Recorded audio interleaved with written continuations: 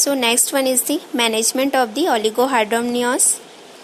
So we should have to manage the oligohydramnios condition that will be based on the trimester of the pregnancy. So in the first trimester, first one is the counseling. We should have to properly counsel the mothers and the parents, and then second is serial ultrasonography. We should have to properly advise for the ultrasonography to find out the such kind of condition like oligohydramnios or the polyhydramnios or any kind of congenital abnormalities. The next is second trimester. In the second trimester, first one is the counseling. We should have to properly counsel the mother for that condition. Then second is consider amnio infusion. Okay, sometimes or in between the 13 to 28th week of gestation, in that second trimester, we should have to ask or advise the women for the amnio infusion. Amnio infusion, that is the method in which the isotonic fluid will be instilled into the uterine cavity, that is normal saline or the RL, ringer lactate. And then serial USG, we should have to properly advise for the ultrasonography, and then exclude the premature rupture of membrane. Okay, so in that condition we should also exclude, because if it is if that kind of situation or condition is present in the women, so we can easily find out that because of the rupture of membrane only oligohydramnios condition is present. Then the termination of pregnancy, SOS. Okay, if required, if in the second trimester the pregnancy condition is more complicated, so in that condition we should have to terminate by the medical termination of pregnancy by using the medical, surgical or the combined methods. The next is in the third trimester, deliver the postpartum cases. Okay, postpartum cases, if the pregnancy is more than 42 weeks of gestation, so we should have to deliver such kind of cases. Then serial ultrasonography and the Doppler in IUGR condition, so that we should have to advise from the first trimester also for the ultrasonography, because it will help to find out the condition like whether it is IUD, whether it is the IUGR condition or any kind of congenital abnormality in the baby.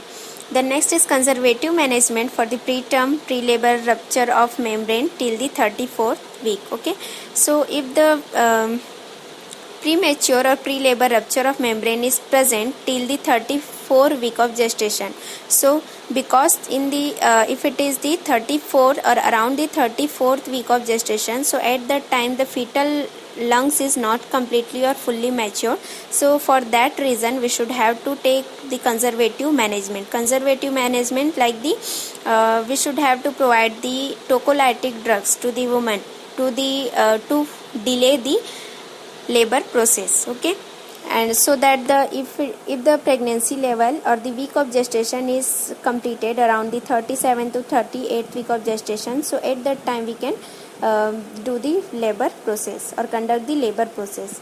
The next is idiopathic cases, and if the actual cause of the oligohydramnios is not known, that is unknown, so in that condition we should have to properly do the following procedures like the non-stress test and serial ultrasonography and the biophysical profile. So these all are the diagnostic modalities. So by the using this kind of diagnostic modalities, we can easily find out the actual reason behind the oligohydramnios condition. The next is specific measures to increase the amniotic fluid volume. How we can increase the level of amniotic fluid volume? So first one is the maternal hydration. So to maintain the hydration or to prevent from the dehydration, we should have to give the 1500 to 2000 ml per day of fluid, whether it is orally or by the intravenously. So it will helps to improve the maternal hydration. Then second is amnio infusion, that will be done by abdominally also or the transcervically also. Okay, we should have to properly instill the isotonic solution inside the uterine cavity like the normal saline or the RL. Then the procedure first is USG to exclude the placenta. So before starting any kind of invasive procedure, we should have to advise for the ultrasonography to exclude the placenta, means where the actual location of the placenta. According to that only we should have to insert or instill the amniotic fluid. The next is painting and the trapping. So after the excluding the location of the placenta, then we should have to prepare for doing the procedure. So in that first one, we should have to properly drop the abdominal area, and painting is done by the povidone solution. The next is 20 gauge needle. By the 20 gauge needle only we should have to instill the isotonic solution. Then connected to sterile tubing, 3-way stopcock and a 50 ml syringe. Okay, we should have to connect the 50 ml syringe and the sterile tubing, and we should have always use the 3-way stopcock, means that cannula will be 3-way stopcock, and normal saline is injected under the ultrasonography guidance. So whenever we are doing any kind of invasive procedure, so we should have to do under the ultrasonography guidance only, okay, to prevent any kind of injury to the other parts of the uterine cavity. The next is anti-D, that is SOS, because anti-D gamma globulin, that is given only if it is the condition of Rh incompatibility. Okay, if the mother's blood group is Rh negative and the fetus blood group is Rs positive. So in that condition, whenever we are doing the invasive procedure, any kind of invasive procedure, so we should have to always provide the anti-D gamma globulin to the mother. The next is nurse's role.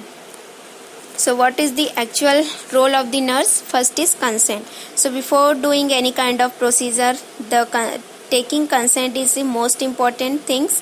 Then next is baseline fetal heart rate, vital signs and the uterine cavity. Okay, so whenever starting the procedure, we should have to take or the monitor the fetal heart rate, baseline heart rate. Okay, then the vital signs of the mother and the uterine activity, means proper contraction is present or not, or whether it is uterine inertia or any type of condition we should have to exclude.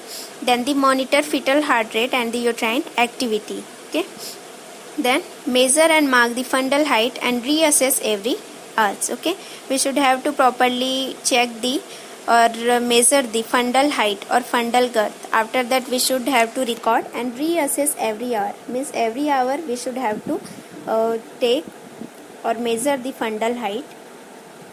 The next is notify if non-resolving variables deceleration even with 800 ml of solution infused. Okay, and if such kind of condition is present, means the volume of amniotic fluid is still 800 ml. Okay, means we are infusing the 800 ml of solution, but still the condition is decelerated. So we should have to properly notify the or inform the physician about that condition.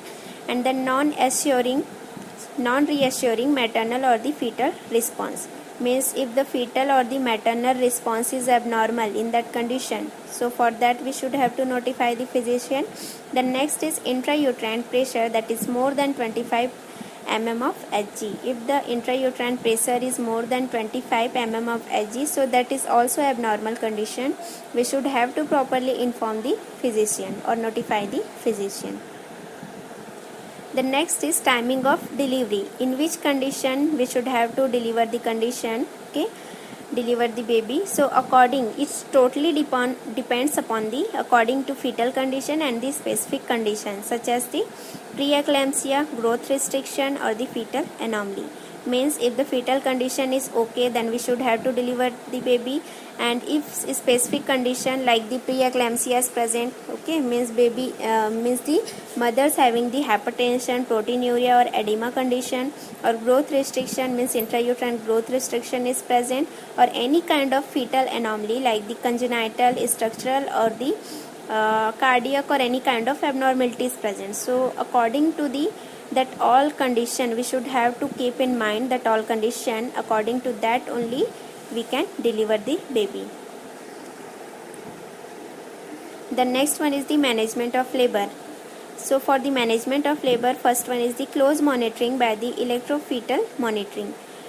We should always check the fetus condition by using the electrofetal monitoring equipment to checking the heart rate and the activity of the fetal heart or the uterine contraction. Then the rupture the membranes in active phase of labor. Okay, if the labor process is proceed in the active phase, means if the cervical dilatation is more than the 4 centimeter, okay, if it is around the 6 to 8 or 8 to 10 centimeter, then we should have to do the rupture of membrane, okay, and conduct the labor process.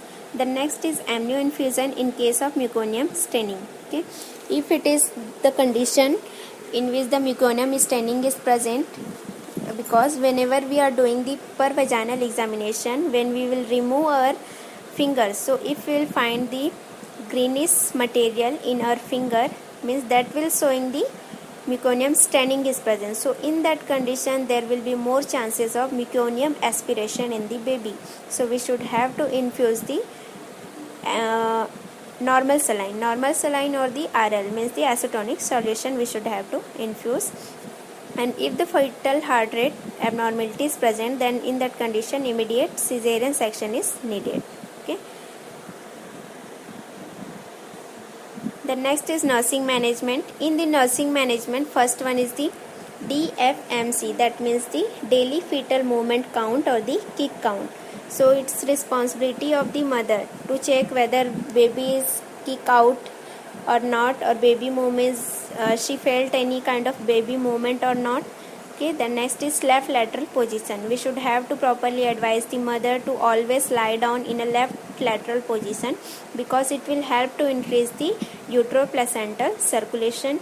Then the fetal heart rate monitoring, it is most important factor. We should have to check the fetal heart rate intervally. And then administration of fluid like the normal saline or RL or the DNS to prevent from the dehydration. Then anti-D after the amnio infusion if needed. Okay, anti-D gamma globulin is given to the mother with the RH incompatibility. And the close monitoring during the labor, because oligohydramnios it is also comes under the high risk condition. So we should have to keep properly close monitoring during the labor process to prevent or save the life of the mother or the baby. So these all are the nursing management during the oligohydramnios condition. Then the nursing diagnosis related to the oligohydramnios. First one is the risk for fetal compromise related to reduced amniotic fluid volume. The next is risk for prolonged labor related to uterine inertia. Then third is risk for infection related to premature rupture of membrane. And then anxiety. The next is ineffective coping mechanism. So these all are the nursing diagnoses you can use whenever you will write the case presentation or the case study. So thank you students. So these all are about the oligohydramnios condition. Thank you for watching.